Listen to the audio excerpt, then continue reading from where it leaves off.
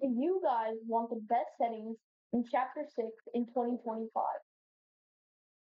Well, if you stick around to the end of this video, I will tell you all of the best settings, and I will also include some future settings in the NVIDIA control panel for graphics and show you my settings.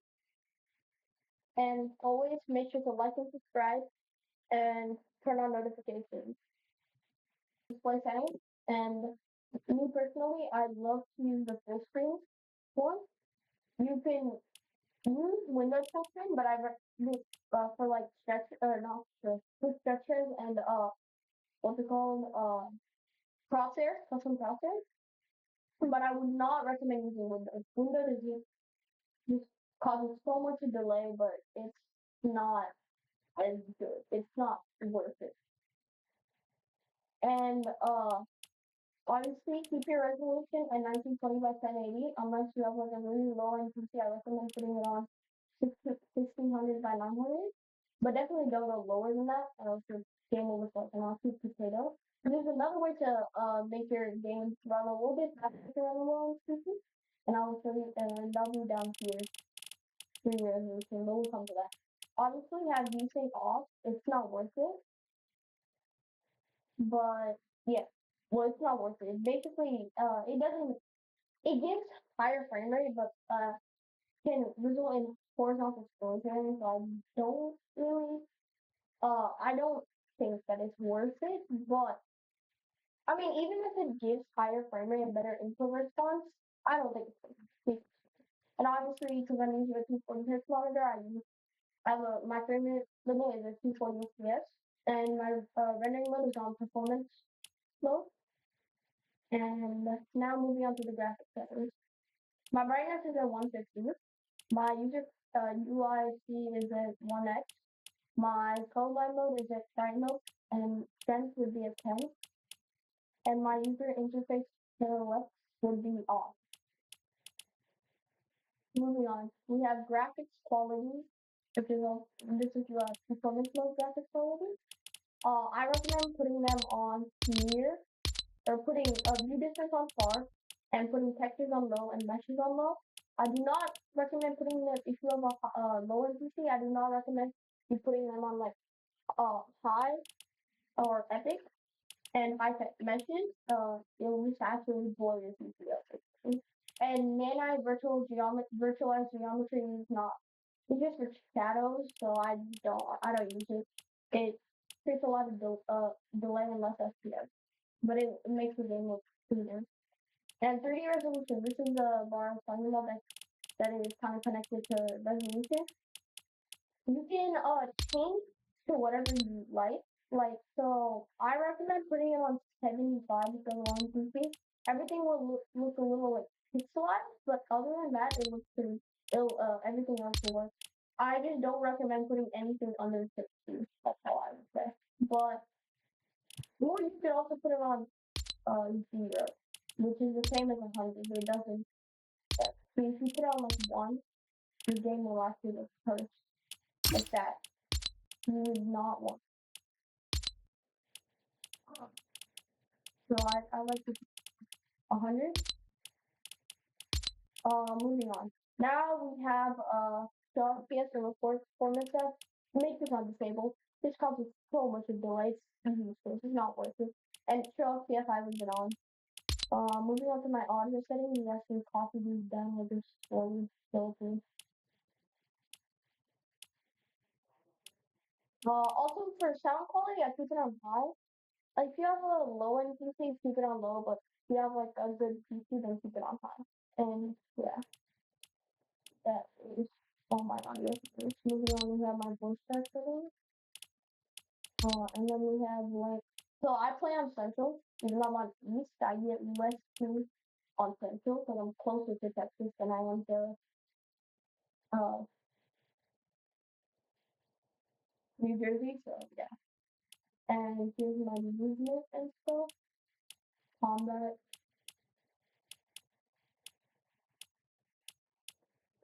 and I do have auto synchronetics on both and turbo building on. I don't use simple edit though. I really do not recommend it. If you're a beginner, yes, go ahead to use it. Good for beginners. But if you're like pretty good now, trust me, it's not worth it. And I have all these off. These just cause so much delay. It's not worth it. And all replays you should keep on off. And for energy saving, put them on off and never. This causes so much of input delay. It's not worth it. And I just have rockers and stuff falling off. So I don't play rockers. Then my game UI, I just have like everything on. Besides icons and the gameplay. Again, I don't use I don't play rockers, so it doesn't do. This is my gyro options that I don't play controllers. So now here's my sensitivity tab.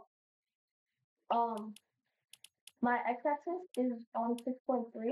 My y-axis is also on 6.3, and both my targeting and scope is on 45. My building sensitivity and editing are both on 105, and my first person mode is on 100% because I don't play a lot of ballistic or first person mode, so I just keep it on. And my zoom scaling is on legacy. My ignore control and lock input method is mouse is all both on off. I use custom diagonals, and these are my custom diagonals. Forward diagonal angle 65. Straight angle is 90. Backward diagonal angle is 155. And this is my mouse flight sensitivity. I don't, this is for like aircraft steering and stuff. And this is for the aircraft mouse, which I don't use that. And this is tank, and this is the spot. And now moving on to what you all been waiting for is the keybinds. So yeah, these are my keybinds.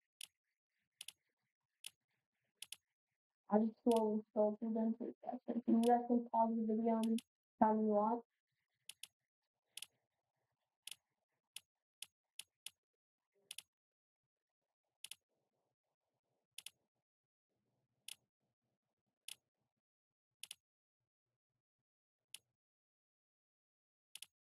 And for my wall and floor stairs, or wall, floor, stairs, and roof, I put them on. I don't use any side buttons for them. I actually bind my shotgun as my bottom side button on my mouse. It just makes it easier for me to click on my mouse button in certain times, so that's why I use it. And I do not use scroll or reset. I used to, but I stopped using it. I honestly don't know why. Yeah. And my building is and yeah, those are all mine. Really. And then this is just controller settings, and this is my settings. But yeah, that in my opinion is the best keybinds in 2025 and some of the best graphic settings. Now I'm gonna move on to NVIDIA control panel settings. And if you don't know how to get into NVIDIA control panel, there's two ways. Either right clicking on your desktop and going down to more or other options, and then you'll see NVIDIA control panel. If you don't have it, you should go to the website and download.